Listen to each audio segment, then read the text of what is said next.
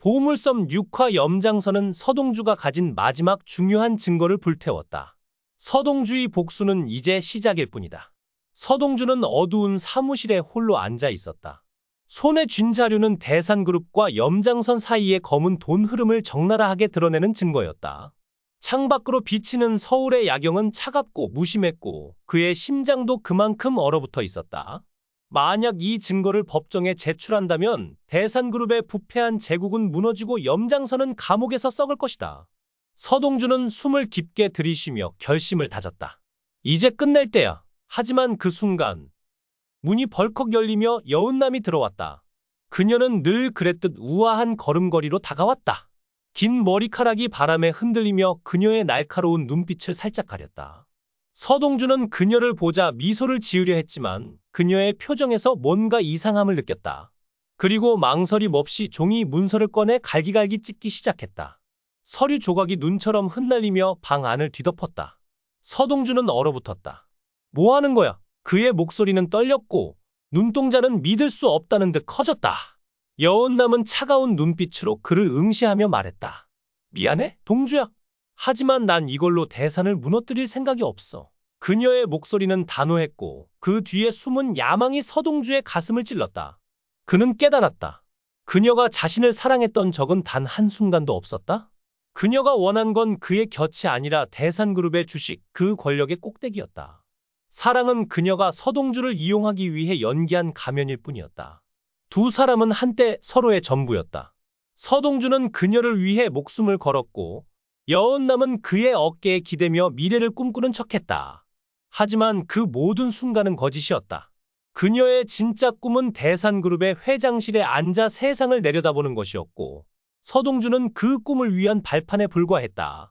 배신의 아픔이 서동주의 가슴을 갈기갈기 찢었다. 내가 어떻게 나를 이렇게... 그의 목소리는 분노와 슬픔으로 뒤엉켜 터져 나왔다. 여운남은 대답 대신 차갑게 돌아서며 말했다. 넌 날 이해 못해, 동주야. 우린 처음부터 다른 길을 걷고 있었어. 그날 밤 두 사람은 서로에게 등을 돌렸다. 서동주는 잃어버린 증거를 되찾기 위해 대산그룹의 어두운 이면으로 뛰어들었다. 그는 염장선의 비밀 창고를 급습하고 부패한 경찰과 맞서며 점점 더 깊은 수렁으로 발을 내디뎠다. 그의 손에는 다시 피가 묻기 시작했고 눈에는 복수심이 불타올랐다. 반면 여운남은 자신의 야망을 지키기 위해 더 잔혹한 선택을 내렸다. 그녀는 염장선과 손을 잡고 서동주를 제거하려는 계획을 세웠다. 그녀의 손끝에서 시작된 계략은 점점 더 치밀해졌고 그녀의 표정은 점점 더 차가워졌다. 그리고 이 모든 혼란의 중심에서 염장선은 어둠 속에 앉아 있었다. 그의 입가에는 음흉한 미소가 떠올랐다. 그는 서동주와 여운남이 서로를 파괴하는 모습을 즐기고 있었다. 두 사람의 갈등은 그의 소나귀에서 시작된 거대한 판이었고 그는 그 판의 승자가 누구든 상관없었다. 그의 목표는 대산그룹을 둘러싼 모든 이들을 파멸로 몰아넣는 것이었다. 비가 내리는 밤, 서동주는 염장선의 부하들과 격투를 벌이며 피투성이가 되었고 여운남은 고층 빌딩의 유리창 너머로 그를 내려다보며 속삭였다. 미안해, 동주야. 하지만 난 이기고 싶어. 이 싸움은 끝없이 이어졌다. 서동주는 증거를 되찾을 수 있을까? 아니면 여운남의 손에 의해 모든 것을 잃고 쓰러질까? 염장선의 그림자 아래서 두 사람의 운명은 얽히고 설켜 파멸로 치달았다.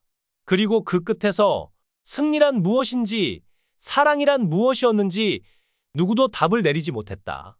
비가 그들의 흔적을 씻어내릴 뿐이었다. 보물섬에서는 캐릭터들의 반전이 대부분 해결됐다. 보물섬을 조금씩 공부해보는 것으로 시작하자. 이제 예고편의 마지막에 서동주가 극심한 고문을 당하는 장면이 나온다. 염장은 스위스 은행 계좌의 비밀번호를 알아내고 서동주를 끊임없이 학대하고 대하며 끝이 보이지 않는 듯한 잔혹한 처사를 계속할 듯하다. 이때 석도를 돕는 인물은 허일도다. 서동주는 허일도의 생명줄이다. 과거에 허일도는 서동주를 죽이려 했지만 서동주는 그를 익사로부터 구해냈다. 허일도는 또한 동주가 기억을 잃었다는 사실을 알아챘다. 장순을 오랫동안 알고 지내온 허일도는 그가 내릴 끔찍한 처벌을 잘 알고 있다. 서동주에게 무슨 일이 일어났는지 궁금해진 허일도는 결국 장순을 찾아가 서동주가 허일도는 장선에게 고문은 더 이상 효과가 없으니 최면을 걸어 기억을 떠올리면 어때? 라고 설명할 것이다. 결국 그는 강원에게 시술을 위임한다. 강원은 아직 공개되지 않은 캐릭터지만 캐릭터 시트에 나와 있어 상당한 영향을 미칠 것으로 예상된다. 아직 시범을 보이지 않았지만 강성이 곧 시범을 보일 예정이다. 허일도와 친구가 될 예정이며 그에 따른 강희현이 될 것으로 예상된다. 허일도가 강희현에게 최면을 사용하라고 지시했다고 나와 있다. 이번에는 허일도가 동주를 구출하는 역할을 맡을 것으로 보인다. 그리고 우리가 주목해야 할 몇몇 캐릭터가 있다. 공의 비서 명태와 성보연이다. 먼저 공의 비서 사건부터 이야기해보자. 많은 사람들이 공의 비서를 엄마인 것처럼 이야기한다. 공비서의 이름은 원래 공정자로 밝혀졌고 원래 방송에서 성현의 이름에 반응하는 장면이 포함되었습니다. 대산 초대 회장의 부인 우성숙이 병이 나서 공비서를 보내달라고 요청했다고 합니다. 하지만 며느리가 병이 나서 회장실 직원을 시켜 돌보게 한 건 이상하지 않나요? 또한 기사에서는 성현이 살아남아 공비서에게 진실을 밝히라고 강요하기 위해 신문을 시작했다고 합니다. 성현의 차가 사고를 당했을 때 이미 차에 타고 있던 아이가 대산가 사건에서 살아남았습니다. 공자가 잘 아는 교회 목사에게 성현의 정체를 아무에게도 알리지 않고 숨겼을 가능성이 매우 높다고 생각합니다. 교통사고를 일으킨 사람은 아마도 차덕기와 허일도일 것입니다. 또한 염장은 허일도를 이용해 대산에 돈을 훔쳤다는 소문이 돌았다. 차덕기의 배우자 여수우크는 서동주 어머니와 불륜을 저질렀고 이를 알리기 위해 그의 사진을 보낸 것으로 보인다. 예상대로 여수호의 동행자 허일도는 어려움을 겪고 있던 차덕기를 돌보며 두 사람 사이에 인연이 생겼다. 이후 두 사람은 아들을 두었다는 사실을 알게 된다. 하지만 아이에 대한 정확한 단서를 모른 채 참을성 없이 사고를 일으킨다. 결국 차덕기와 허일도는 여주인을 제거하기 위해 여수호의 전처와 연합한다. 공비서는 성현의 목숨이 끊어지면 살아갈 길이 없다는 것을 알고 그녀를 돌보고 숨겨 고원으로 데려갔을 것이다. 이후 전임 회장이 사망하면서 자연스럽게 그녀는 갱단의 일원이 되었다. 만약 그녀가 누설해서는 안 될 중요한 비밀이 있다면 이것이 가장 가능성 있는 시나리오라고 생각한다. 이제 캐릭터 중 하나를 심도 있게 논의해보자. 매일 멸치를 뽑아내는 멸치수는 대장으로 묘사된 캐릭터는 보울이다. 그의 배우자 염장은 무정자증으로 인해 임신이 어려웠다고 한다.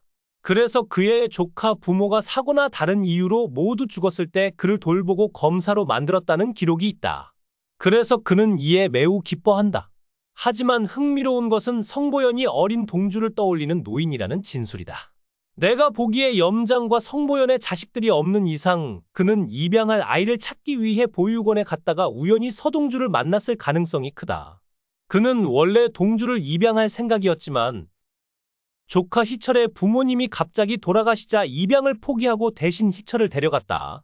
이제 실제 핵심 요점을 논의해보자. 마지막으로 성보연의 성은 성이다. 또한 성현의 이름도 한 글자다. 결과적으로 나는 두 사람이 아마도 가족일 것이라고 믿는다. 다시 말해, 성보연의 누나는 여순남보다 어렸을 것이고 그녀가 여순남의 애인일 가능성이 매우 높다.